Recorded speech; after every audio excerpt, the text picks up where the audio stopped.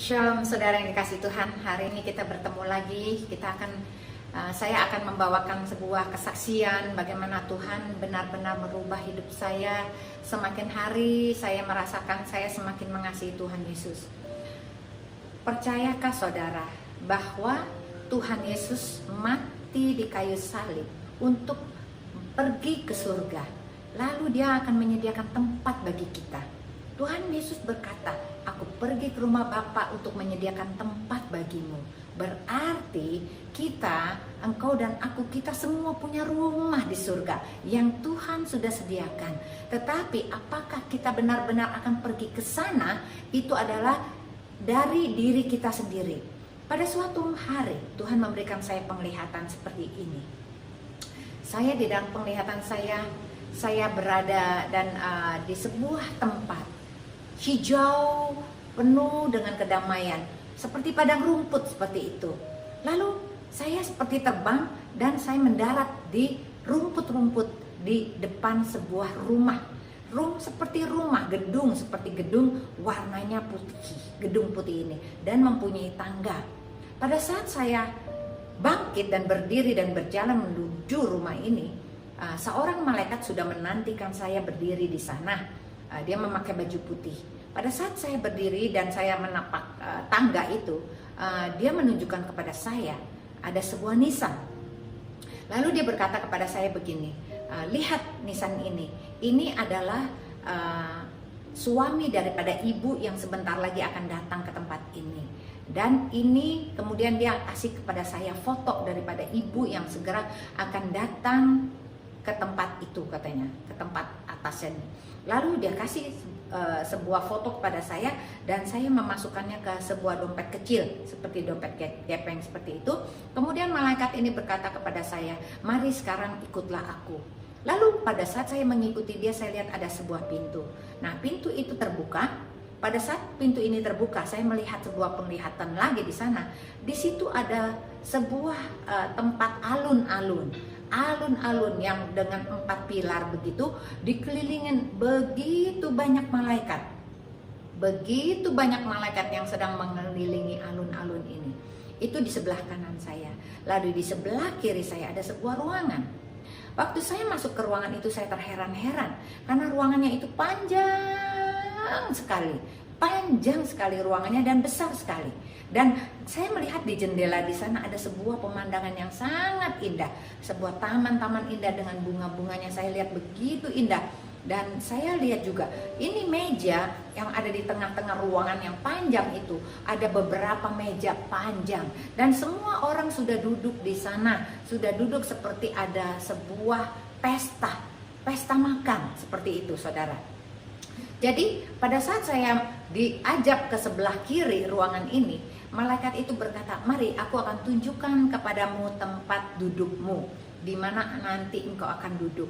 Pada saat saya duduk di sana, dia mengatakan bahwa ibu yang akan datang ini adalah Ibu Deborah. Pada saat saya melihat foto itu, saya melihat ibu ini sedang merenggang nyawa ada di rumah sakit.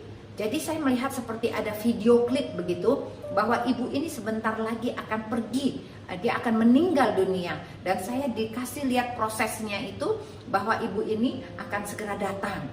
Nah, pada saat malaikat ini menunjukkan tempat duduk kepada saya diajak duduk di sana dan di hadapan saya melihat ada suami istri. Lalu malaikat ini berkata kepada saya, "Ini suaminya dan ini adalah Ibu Deborah yang tadi kamu lihat. Sekarang kamu ambil fotonya, kamu lihat apakah orangnya sama atau tidak." Begitu saya lihat, saudara yang dikasih Tuhan, fotonya dan orang yang ada di depan saya itu orangnya persis sama dan dalam keadaan baik dan sehat.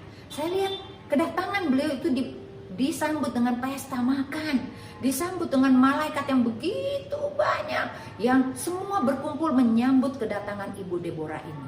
Berarti saya percaya Ibu Deborah ini seorang yang mengasihi Tuhan, yang dekat dengan Tuhan, sehingga kedatangannya ke surga disambut dengan sangat meriah. Saudara yang dikasih Tuhan, setelah itu malaikat ini mengajak saya ke sebelahnya lagi. Saya lihat di sana banyak rumah. Yang tadi saya katakan bahwa Tuhan Yesus pergi ke rumah Bapa di surga untuk menyediakan tempat tinggal bagi kita, bagimu dan bagiku. Dan ternyata itu benar. Dan saya lihat rumah demi rumah dan rumah demi rumah. Rumah itu gede, seperti gedung bentuknya. Dan ada pintu depannya, ada jendelanya, ada kamar-kamarnya. Lalu saya melihat sebuah rumah yang belum jadi. Jadi rumah ini belum selesai, dan saya melihat ada seseorang di ujung sana sedang berargumen dengan malaikat yang mendampingi orang itu. Lalu saya bertanya kepada malaikat yang ada di sebelah saya tanya begini, kenapa orang itu sedang bertengkar ya? Saya rasa dia lagi argumen tentang sesuatu. Lalu malaikat di sebelah saya mengatakan begini, dia sedang berargumen ingin menempati rumah itu, tetapi rumah ini belum selesai. Rumahnya belum jadi, karena rumahnya itu tidak ada atap, tidak ada pintu depan, tidak ada jendela-jendela. Jadi rumah ini tidak siap untuk ditinggali, dan orang itu harus pergi dari rumah itu. Nah, dengan demikian saya melihat bahwa orang ini harus diusir daripada rumah yang sudah dibangunnya separuh jadi. Lalu saya bertanya kepada Tuhan, apa arti daripada mimpi saya ini? Ternyata malaikat yang di sebelah saya ini berkata begini, bahwa rumah di surga itu tidak bisa dibeli dengan uang, tidak bisa dibeli. Yang menjadi atap, yang menjadi dasar, yang menjadi tembok, semua adalah perbuatan baik kita selama kita hidup di muka bumi ini. Sampai di situ saya terbangun dan saya banyak merenungkan.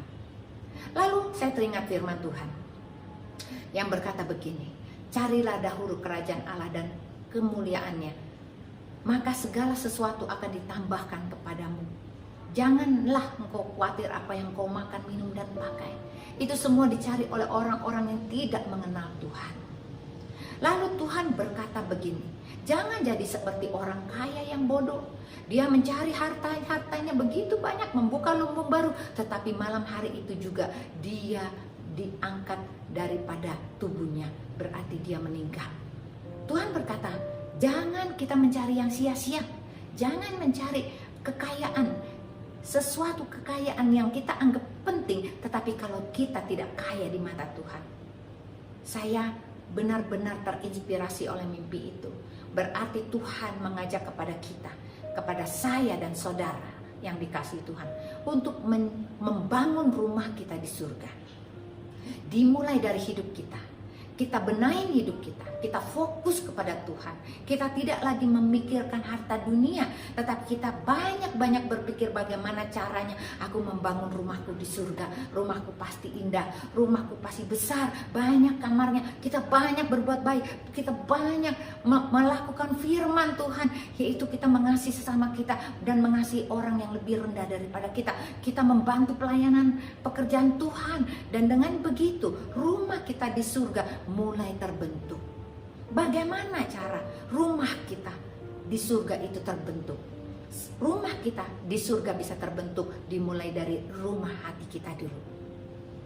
Rumah hati kita dulu harus dibenarkan, harus diberesin, bahwa rumah hati kita itu adalah tempat Roh Allah berdiam, tempat Roh Kudus berdiam, tempat di mana Roh Kudus nyaman berada di dalam hati kita. Kalau hati kita ini penuh dengan permufakatan jahat, kalau hati kita ini mendendam, hati ini kita penuh dengan kejahatan dan kebencian, maka Roh Kudus tidak akan pernah nyaman hidup di dalam rumah hati kita. Kita harus betulkan dulu rumah hati kita. Kita harus membangun rumah hati kita, yaitu dengan satu, kita mengasihi Tuhan dengan segenap hati, dengan segenap jiwa, dengan segenap akal budi kita. Maka 4 itu akan terjadi pilar, 4 besar pilar yang menopang rumah hati kita. Mengasihi Tuhan dengan segenap hati, dengan segenap jiwa, dengan segenap kekuatanmu, dan dengan segenap akal budimu. Maka 4 pilar ini menjadikan dasar pilar rumah hati kita, tempat Roh Kudus bekerja. Lalu, apa yang menjadi tembok-tembok daripada rumah kita?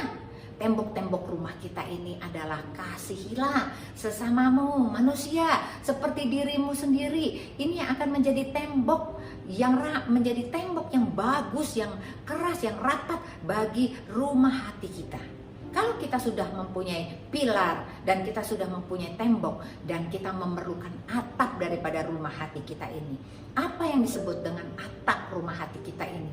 Rumah atap kita adalah bentuk yang segitiga, yaitu kita harus menjadi pelaku firman. Dengan dasar kita mempunyai satu kesetiaan. Kita punya kesetiaan. Kita mempunyai ketaatan, kita mempunyai kerendahan hati. Dasar kesetiaan, dasar ketaatan kita, dasar kerendahan hati kita, ini menjadi atap daripada rumah hati kita. Rumah hati kita ini akan terbentuk dengan sempurna jika kita lakukan itu semua. Kita lakukan 3 hal. Hal yang pertama, mengasihi Tuhan dengan segenap hati, dengan segenap jiwa, dengan segenap kekuatan, dan dengan segenap akal budi kita. Dan hal yang kedua, kita mengasihi sesama kita manusia seperti diri kita sendiri. Tidak punya musuh, kita mengampuni musuh kita, bahkan kita berbuat baik kepada musuh-musuh kita. Itu hal yang kedua. Hal yang ketiga, kita membangun atap daripada rumah hati kita itu dengan dasar kesetiaan, dengan dasar ketaatan, dengan dasar kerendahan hati. Maka kita akan memiliki rumah Tuhan di dalam hati kita, di mana Roh Allah akan diam di dalam kita. Roh Allah yang kudus itu diam di dalam hati kita. Dia yang akan mengajarkan kepada kita segala sesuatu tentang hal-hal yang tersembunyi di dalam diri Allah. Oleh karena itu berbahagialah mereka yang mempunyai pengertian tentang hal ini. Kita mulai dari sekarang, kita harus belajar fokus untuk membangun rumah hati kita. Dan kita mulai fokus untuk membangun rumah kita di surga. Maka kita akan disebut anak-anak Allah yang berbahagia, anak-anak kerajaan Allah. Kita memiliki Tuhan di bumi. Kita bisa menikmati perasaan surgawi di hati kita semasa kita ada di bumi. Tetapi kita juga nanti kita akan pergi ke surga bersama dengan Bapa kita. Kita akan bersama-sama bersukacita dengan para malaikat. Kita memuji namanya, kita bersukacita, dan kita akan bertemu dengan Yesus setiap hari. Dan kita akan bersukacita untuk selama-lamanya. Kesaksian saya ini benar. Saya sudah menulisnya, dan kesaksian saya ini saya tidak akan pernah bisa lupa. Penglihatan yang Tuhan kasih itu seperti video klip yang terus tertanam di dalam jiwa saya, di dalam hati saya, di dalam pikiran saya. Dan itu seperti sebuah video yang begitu hidup, sehingga saya percaya bahwa firman yang Tuhan berikan kepada saya itu adalah firman yang hidup, penglihatan yang hidup tentang surga. Oleh karena itu, mari kita percaya saja. Percaya kepada Yesus, kita sungguh-sungguh mengikut Dia tanpa pamrih. Kita jangan hitung-hitungan waktu sama Tuhan. Kita sungguh-sungguh mempersembahkan hidup kita.